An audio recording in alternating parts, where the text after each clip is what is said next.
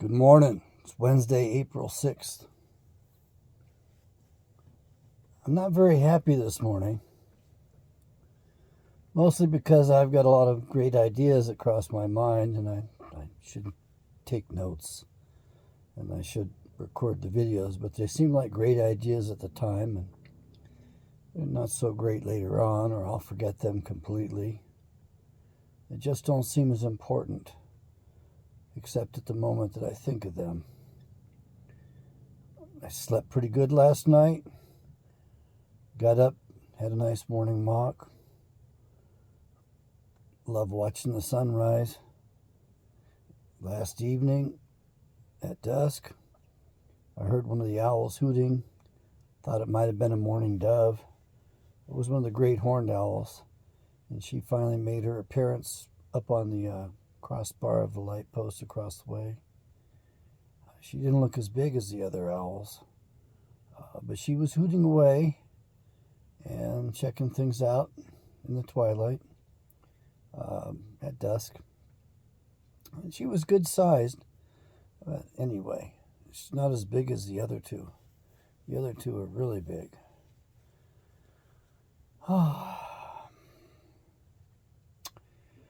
I mentioned to you that on the corner of the dollar bill there's a little screech owl.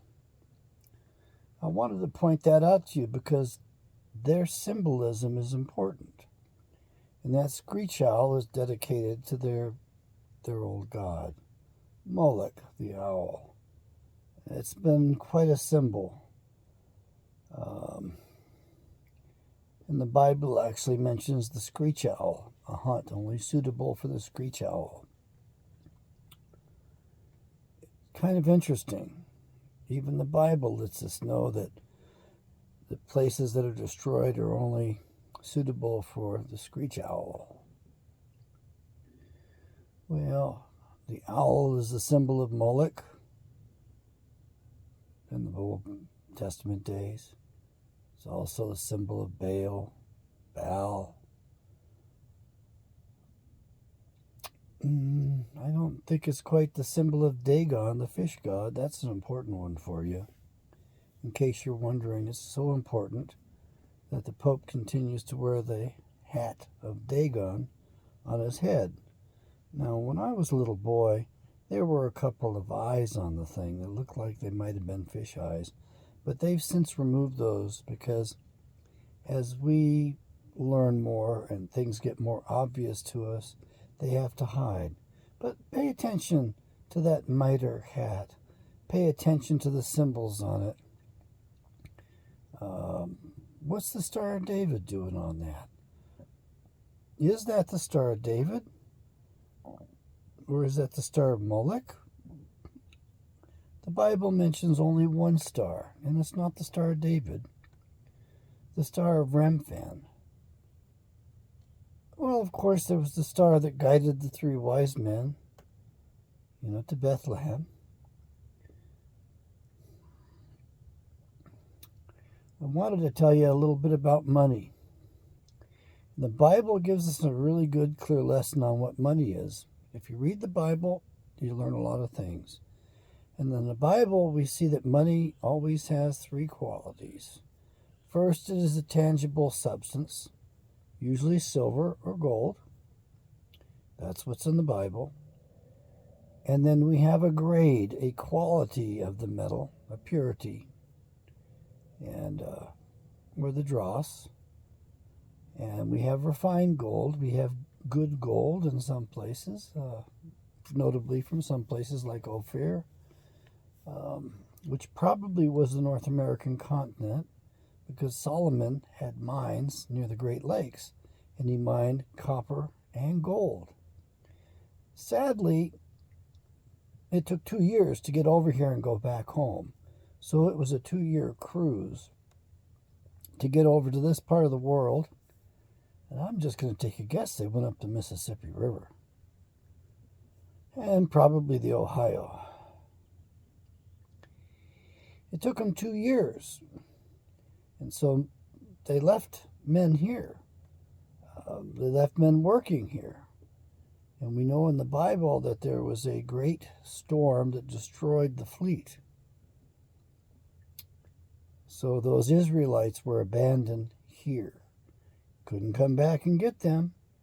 Kind of like the International Space Station. Oh, by the way, did you hear the Russians decided they were no longer going to support the International Space Station?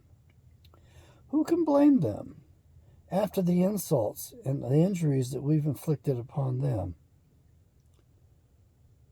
I know that doesn't sound very American, does it? Well, the fact is that we owe our very existence to Russia. If it wasn't for Russia helping us during our Civil War, the bankers, Great Britain, France, would have split us up. They were going to enter the Civil War on behalf of the South, and then they were going to divide us up. I'm not sure that Spain was involved in that. I don't think Spain was much of a power by that point. But I was really shocked when I read that they actually had helped us during our Revolutionary War as well. Now, who was it that was in charge of Russia at the time? It was the Tsar. The Tsars were pretty good guys, and they stepped in and helped us a few times. They had quite a country. They had incredible intelligence, great wisdom, and they stepped in and they saved us. Not just once, but twice. So we wouldn't be around if it wasn't for the Tsar. Now, do you know what reward the Tsar got? Well, there were a couple of things. Lincoln repaid the Tsar by giving him the money that it cost him to run his navy, which was $7 million. Now, what was Alaska purchased for? $7.2 million. And it was known as Seward's Folly. And by the way, was it purchased or was Alaska leased? How long was the lease for? Was it for 100 years?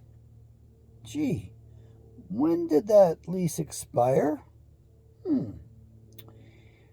I've always regarded my state as being the peacekeepers, the peacemakers, perhaps even. And I really think Alaska should be independent of this bullshit going on in the lower 48. We have all of the resources that we need. Certainly, we don't grow food. Not much. Yeah, we need help in that. But we got oil. We have gold, silver, copper. We've got the metals. We can grow some food. Oh, we do have water. We've got the purest water there is, actually. Alaska has been likened to the kidney of the world. Now, we have made a mess of things up on the North Slope. Drilling for oil is not a clean affair. So we've done some stuff, but one of the things we did is we discovered an oil well in Alaska on Gull Island.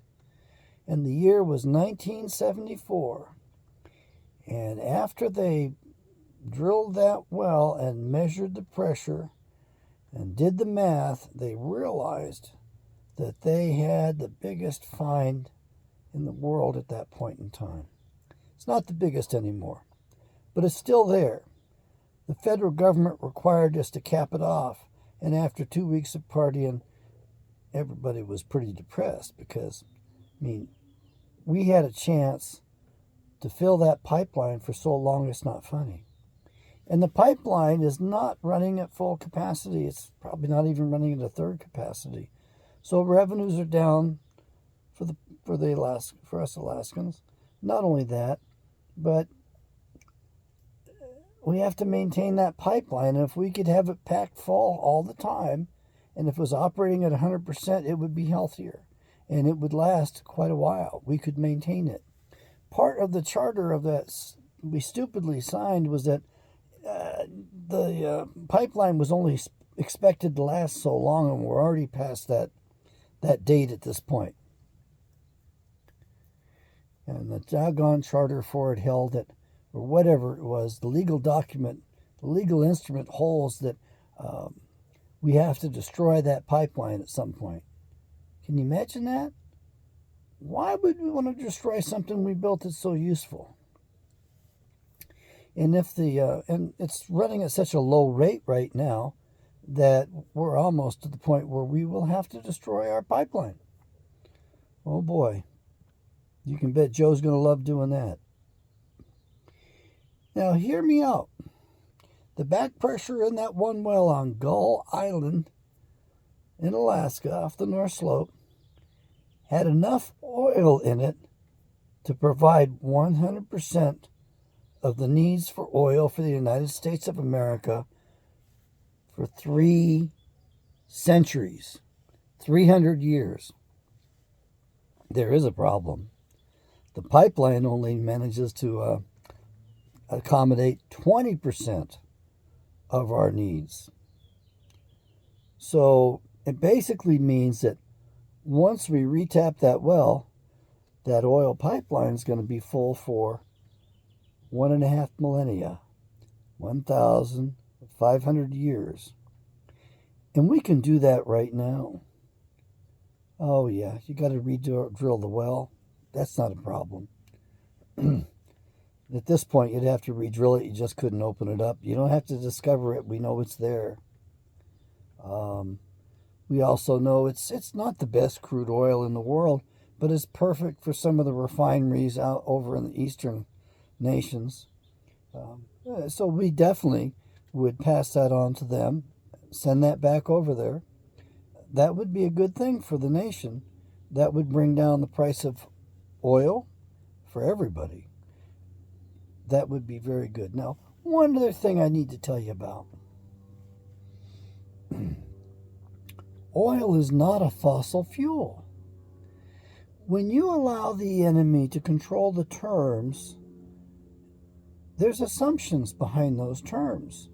And the only reason they called it a fossil fuel was to make it sound like it was rare, that we were going to run out of it, that we would, we better use it wisely. Not a bad idea. And but it put the scare in all of us that we were going to run out of oil. And in case you're wondering, by 1976 we were supposed to run out of oil. What we find is that the earth produces oil continually, and the good wells that we drill, not these fracking wells, but the good wells that we drill, we can go back to those and there'll be more oil in them. So we don't have to do a whole bunch of drilling and explore other parts of the earth. We can just drill what we have and we're fine. In Alaska, we just have to open up Gull Island. That's it. One well fills that pipeline. We don't need to go drill in the Arctic National Refuge. We don't need to drill anyplace else. Got no place to put the oil. Pipeline will be full. We just need one well. The damage, the exploratory stuff, the drilling, that's already been done to that area. Let's just go back in, open that well up, re-drill it, and we might want to extend the pipeline a few miles just to make it easier, cleaner, and safer. I don't think that's a hard task to do. That could be accomplished in one summer. I think we ought to do it. But also, I think that we Alaskans need to declare independence and break off from the rest of the country.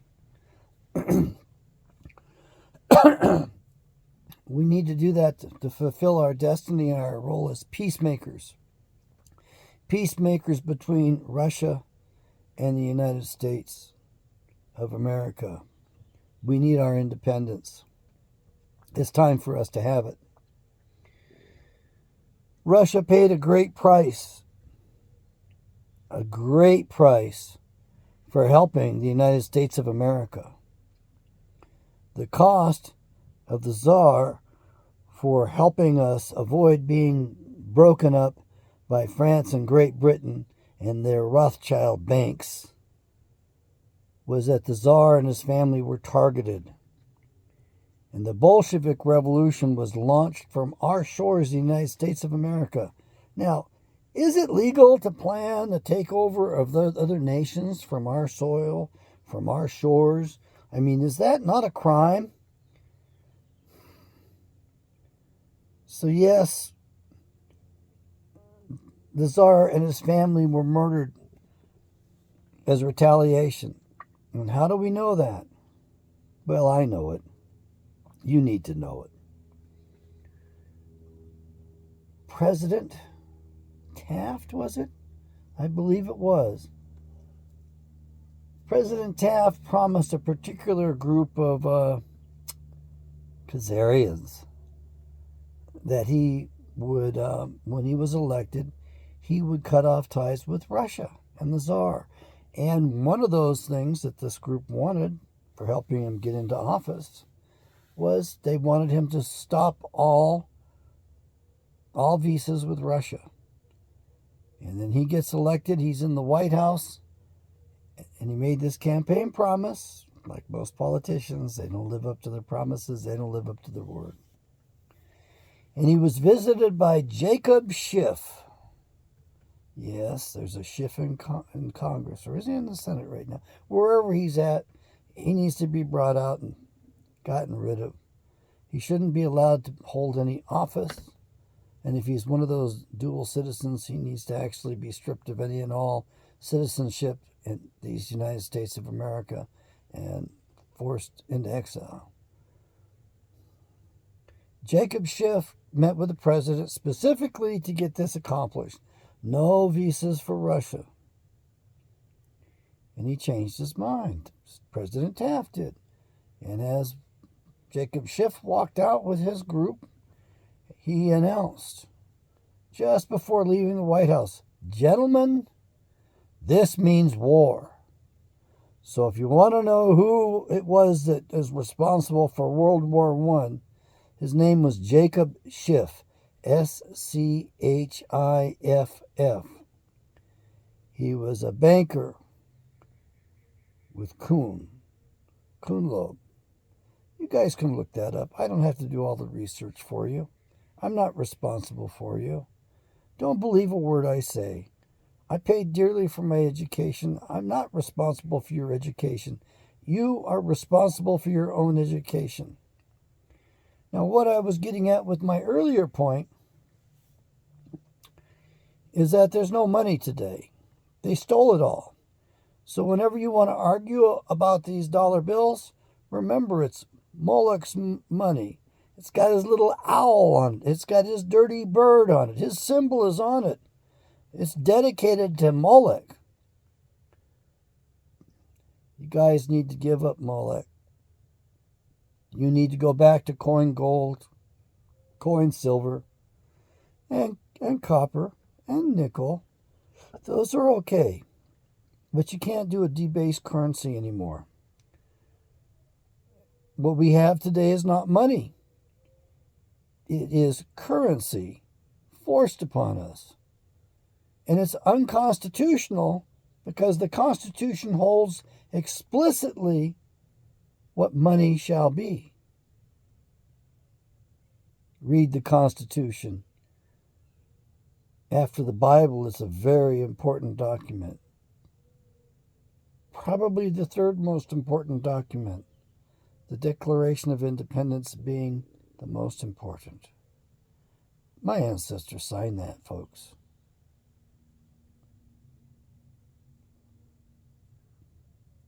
And I had an ancestor who signed the other document as well. Anyway, I'm starting to fade here. I've been going just a little bit. I do want to keep these short. Carroll Quigley in his big book, published in 1964, Hope and Tragedy. If you want to read it, it's a real mind twister. It defies logic. He will tell you what money is in there. And he says money is best thought of as a debt. That's what we have. That's the money magic that came out of Babylon. And that's what the Khazarians have practiced on us for a long time. And as far as them owning everything, they do. But they stole it. They didn't come about it honestly. The richest man in the world at the turn of the 20th century, that is from 1800 into 1900, at the year 1900, the richest man in the world was the Tsar of Russia. He owned and controlled, it is estimated, 16% of the Earth's surface. You may think, well, that's horrible. That's horrible. I want you to know something. He got it honestly. He got it legally. He inherited it. At the turn into the 21st century, that is in the year 2000, the richest man in the world, it was estimated, owned 51% of the world's wealth. Just a little over half. And he stole it all. In 1 century, that family did that. That man's name is Sir Evelyn de Rothschild.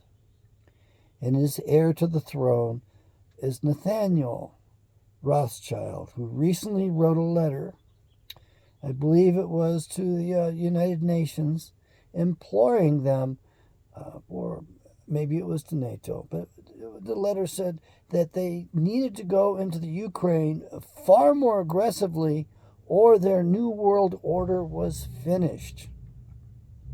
Okay, might as well go there since we're here. This new world order, there is no new world order. It's all the old world order, repackaged and marketed to you as if it's the new world order. No, folks.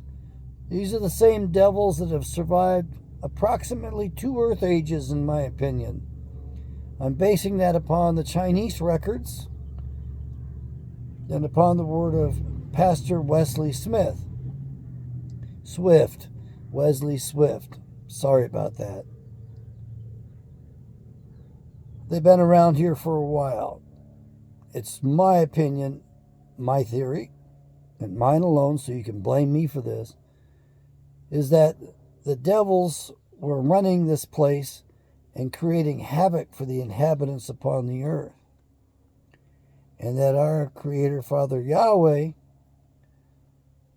decided to have a family and decided to save the earth and the peoples that were on the earth, the inhabitants that were already here, from the devils. And so he placed his son Adam here. And we did a pretty good job. But we haven't finished the job yet. If you're just listening, that's fine. Just listening and watching, that's okay. I don't mind that at all. I want Bible readers. I need Bible readers. Why? Because we've got to take this place back. Our destiny, our job, our duty, our mission is literally written in the Bible. The bad guys are already aware of that. They've been reading the Bible for a long time and meddling in our affairs. They know the Bible better than I do, better than you do. They know it very well, and they're pulling from the Bible for their playbook. You think I'm kidding? Then go read the Bible for yourself. You have to read the playbook to understand their plays and understand the mystical, the magic, the black magic, the deceptions, the stuff they've pulled on us all. Oh, and by the way, the word for pharmacopoeia, it's in the Bible, in the New Testament. Pharmacopoeia is a Greek word. You need to go look that up. You need to study that a little bit. And you need to understand that's where your pharmacy comes from. Pharmaceuticals.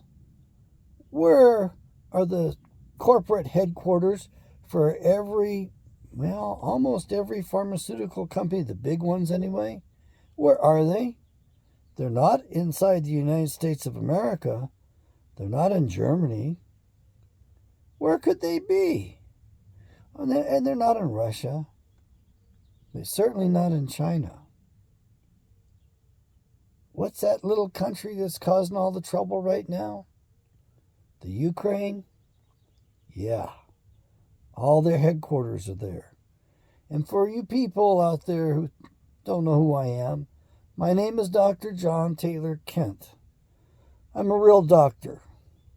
You may say, and you may introduce me to your children and tell them, he's not a real doctor. Well, I got news for you. A PhD is a doctor of philosophy, mine's in psychology, and it has a 500-year tradition behind it. That degree has been in existence, well, for close to 500 years. Medical doctors are just damn technicians. And they're only doctors by licensure. My credentials are given me by my education. So I am legitimately and technically referred to as Dr. Kent. These MDs, it's only as long as they have their license. And they're not very good fellows. They're not well trained. You might think they are, and I used to worship them as well, thinking they were top dogs. We made them top dogs, but they shouldn't be. All of pharmacopoeia, all of that stuff is based upon principles of toxicity and disabling. In other words, it's pretty much all poison.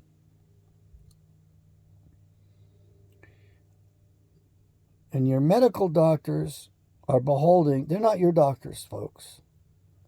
They're not your doctors. They're beholding to big pharma, the pharmaceutical industry.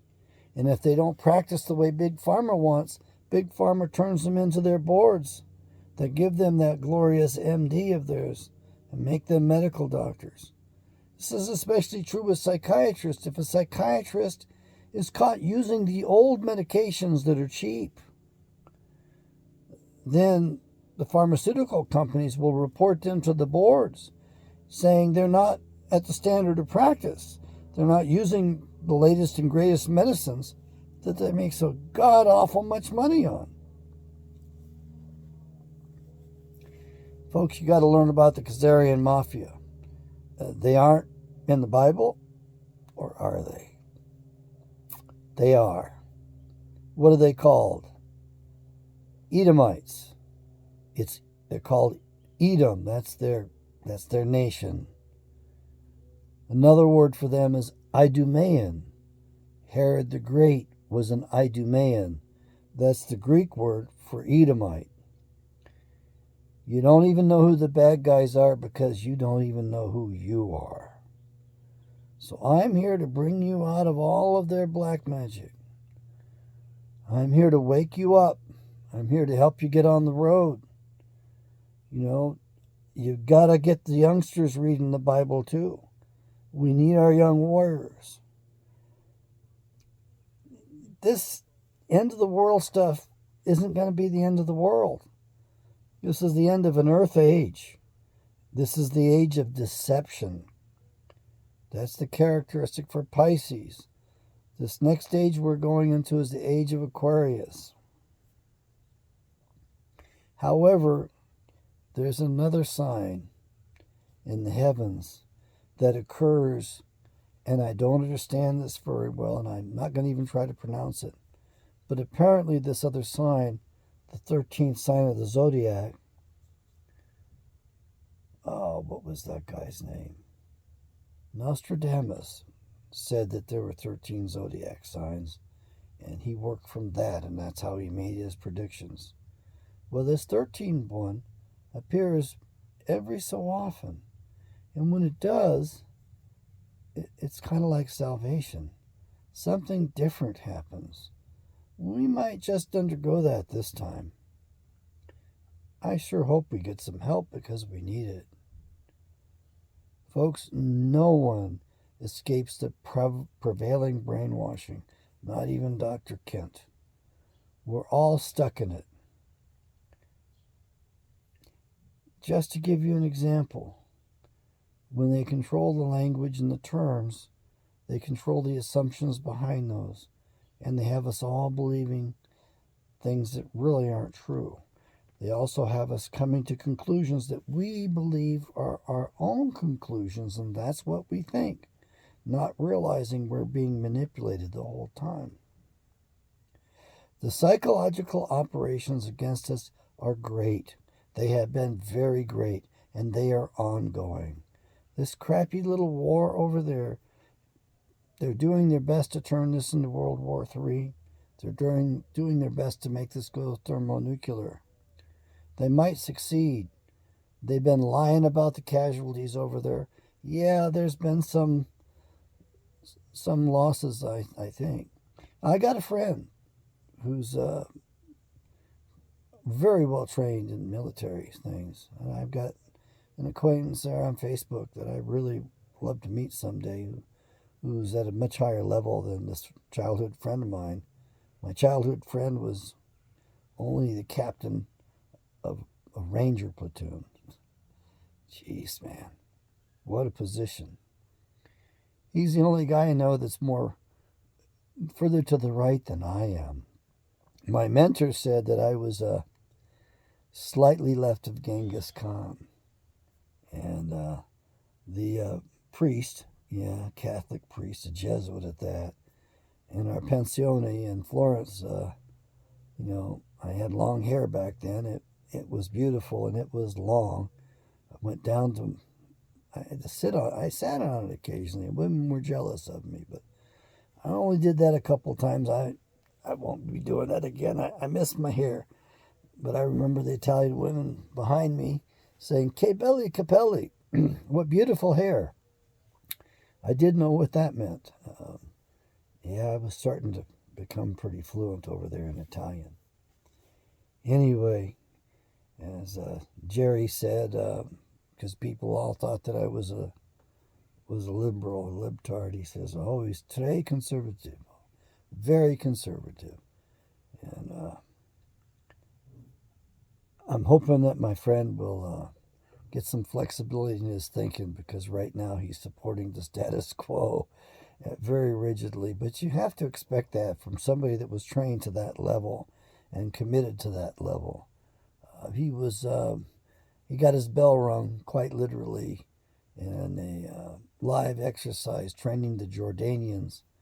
I guess he took a .308 round in the helmet inside, and I guess it just rang his bell, and that's what took him out. So he ended up doing some other work that was pretty unusual. Anyway, folks, I'm way long here. I'm at 33 minutes, just about. Oh, may Yahweh bless you today. You need to get these Bibles, folks, so you can get used to his name. We do need to call upon that name in particular. You need to learn the proper name of Jesus. His real name wasn't Jesus, it was Yeshua. And he wasn't the Christ. That was put in there. And I'm tracking that one down because I really want to know the truth about that. The original language, it was the Messiah. So keep that in mind as well. The word Christian is only mentioned in the entire Bible 3 times, twice in the plural, once in the singular. And the believers did not call each other Christians. A Christian, one who was crucified, hung on a tree, was considered cursed. It was considered a slur, a racial slur. They were called Christians by the Romans, who were pagans, who were trying to put them down. So that's where they were first called Christians, at Antioch. But it wasn't the believers who called each other that. They didn't call each other that. They referred to their path as the way. Read the Bible, it's in there. And if you read what Yeshua says, he does say he's the way. Yes, he does. But he also says the faith of our fathers. So that's very important. It was paternal. It wasn't maternal. So who is it that runs around claiming that they are God's chosen people, God's chosen ones? And do they have a patriarchy or a matriarchy? That's a good question. Identity politics at its best, huh? Good day.